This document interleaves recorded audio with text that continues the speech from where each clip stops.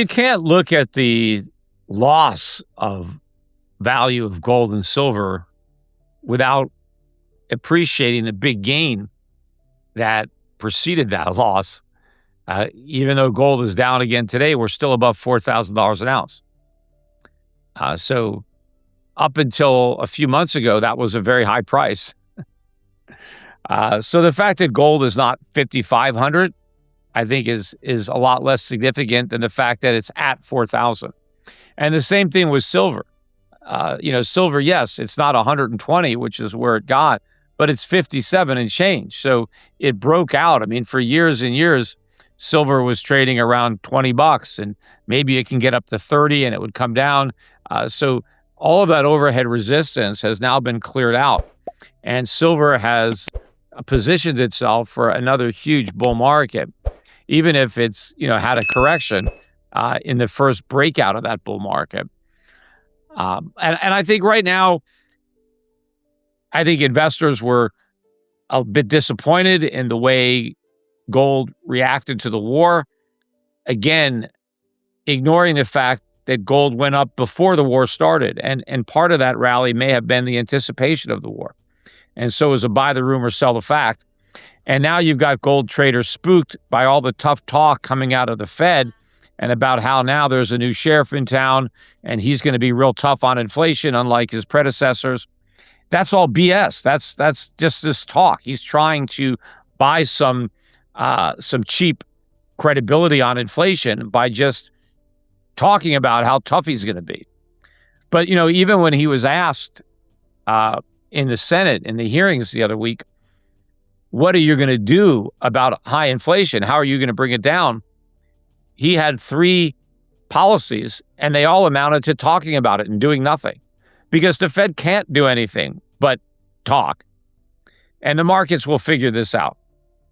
And so gold prices are going to hit new record highs, if not this year, next year. And the same with silver, probably. So, I would just be buying the pullbacks. And how do you see this as major factors that will contribute to this way up? And let's say, what would be your price target personally with a certain date in mind? Well, I don't really have a target, because I don't think that gold or silver have ceilings. Because I don't think the dollar has a floor. The dollar could lose all of its value, in which case gold and silver prices would be infinite when you priced them in something that was completely worthless. A $900 billion wipeout makes for a dramatic headline. But what's gotten quietly overlooked is that gold is still trading well above where it originally broke out. Peter Schiff's point is that investors are fixating on the correction while missing the structural reset that's already taken hold underneath it. Institutions, in his view, care more about long-term price patterns than short-term emotional pullbacks. The real question for patient investors is whether this volatility represents distribution or accumulation. But I just have a price target of higher. I think that you'll need more and more dollars to buy the same quantity of gold or silver. And so to the extent that you don't want to spend or invest your dollars today, you want to save to potentially invest or spend in the future, you should not hold dollars. You should hold gold or silver instead of dollars. And the same likely applies to a lot of other fiat currencies, like, you're in Europe. So, I would prefer gold and silver to the euro. Obviously. And now let's talk a bit more also about miners, because miners have also been, I would say, affected by all of that. And there's something in the equation that also increases the cost of output, and this is obviously energy. So how do you think that this, and this is a question from our audience, how do you think that this energy supply choke will affect the mining sector? Well, I don't think it's going to have that big an impact. I mean, sure, energy prices are a major cost for the mining stocks. But, the mining stocks didn't get that much of a benefit from the big drop in oil prices relative to gold prices. So I think the fact that oil's backed up a bit is not going to be the primary driver. I think earnings of the gold mining companies are going to continue to be very strong. They're going to continue to beat estimates and grow. And I think the stocks are undervalued, even if the earnings are less than what they're likely to be if they end up spending more on energy. And I do think that eventually this short-term negative correlation that we've seen between gold and oil is going to break down.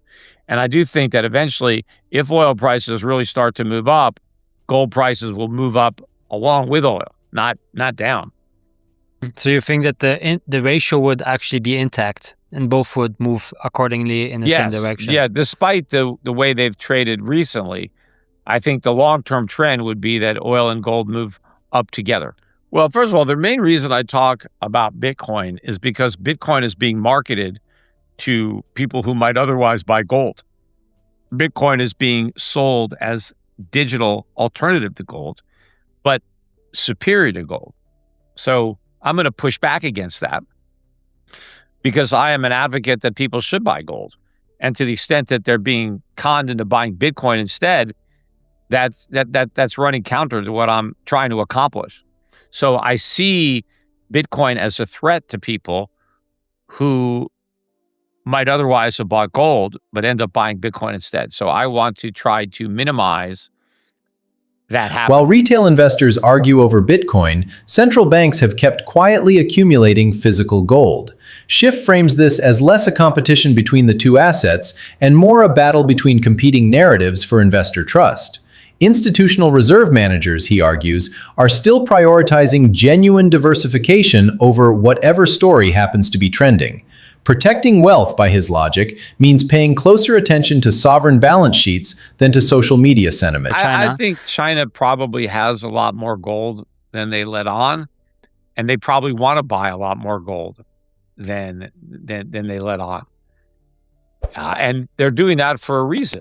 You know, they understand that the dollar's days are numbered, and they want to position themselves to basically take that position. They want to have the dominant economy. They want to have the dominant currency. And the way to do that is to have the most gold, to have a currency that's backed by something, because that would be a viable alternative to the dollar, because the dollar is backed by nothing. So if, the dollar used to be defined as a weight of gold. Now it's just, paper. But our economy doesn't support the dollar's valuation because of our lack of productivity. But China's does. China has all the savings and production that we used to have. And in this new, let's say, impulse of what China is doing in terms of building an infrastructure around gold, and we're talking about SGE vaults now that are in Shanghai, in Saudi Arabia, and others, maybe planned in Switzerland and other countries, of the convertibility between gold and yuan, and perhaps even commodities. We've seen also with in Iran, like the talk of like having Saudi oil paid in gold yuan. Do you see this as a viable infrastructure then to build and rebuild, let's say, the rails of international trade? Sure, around China. I mean, look, China is a key factor. I mean, they're a major producer. They're a major creditor. They're the second largest creditor nation in the world behind Germany. They'll soon be the number one creditor nation. They're the largest manufacturers. So the Chinese economy is going to dominate, the 21st century. I mean, America dominated the 20th century, but we won't dominate the 21st. Major shifts in the monetary system tend to start well before headlines are willing to admit the old order is faltering. This is where Schiff's argument moves past metal prices and into the broader architecture of global trade itself. If settlement systems increasingly build in gold-backed credibility, reserve preferences could shift gradually rather than all at once. Investors ignoring the geopolitical side of monetary infrastructure risk missing the larger structural trend playing out. I think demand for energy is going to continue to rise, not just because of AI, but just, for other factors in the economy. But I think the real catalyst would be if we get a breakdown in the U.S. dollar, which we haven't had yet. It's something I've been expecting, but it's something that hasn't happened.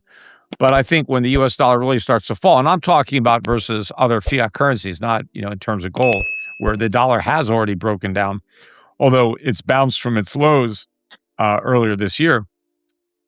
But I think gold now has a lot of support around 4,000 and is getting ready for another big rally. But when the dollar really starts to fall against other fiat currencies, that's really going to be a catalyst for a much bigger rise in the dollar price of oil. Because as the dollar starts to fall, if oil prices stay the same, that amounts to a decline in oil prices for everybody else. But I think the world will respond to lower prices by buying more, and that will push up the price in dollars. And what about then other commodities? Because we've just talked about oil, but there's all kinds of other commodities that are impacted about the choke point in supply. Do you also believe that, Jim, we and I talked about this a few days ago, that this will be the onset of a global economic slowdown, a huge rise in inflation that we haven't seen since the 70s, a resurgence of the previous wave we just witnessed a few years ago? Yeah, I mean, I do believe that global stagflation, particularly maybe in the developed the Western economies, is going to be what defines the next several years. I think we've underinvested in capacity for all sorts of raw materials, and I think commodity prices are going to be headed a lot higher, along with overall inflation, based on all the money that's been created by the central banks, especially since COVID, but even going back to the days prior than COVID. But before COVID, after COVID rather, they kicked it into a higher gear.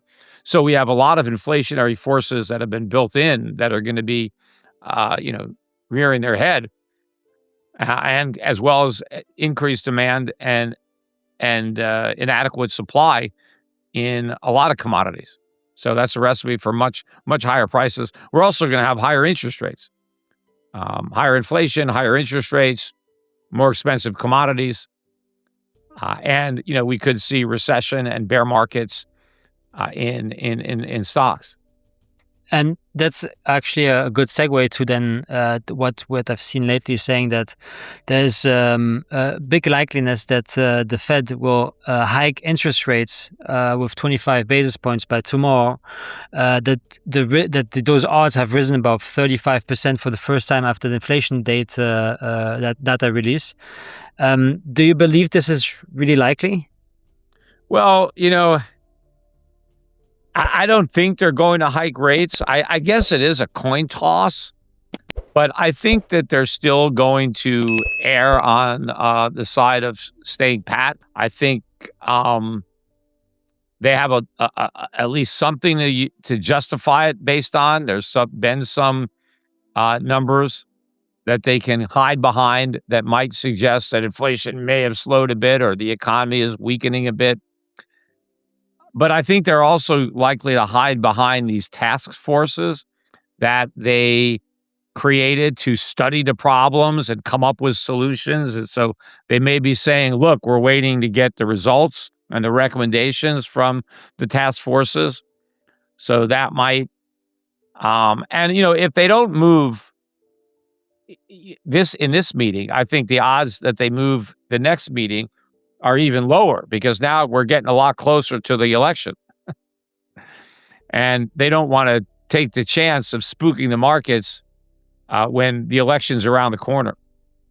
So I think if the Fed is going to hike rates before the elections, they got to do it tomorrow. But I agree, if they do it, it's not going to be a big move. And I think, moving up by 25 basis points does nothing to change the dynamic. So if the Fed thinks rates are too low, a quarter-point rate hike's not going to do anything about it.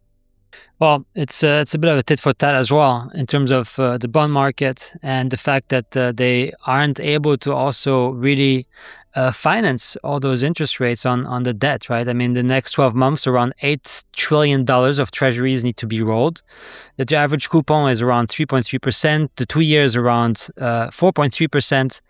So that's a huge debt load, and just an interest payment alone as well.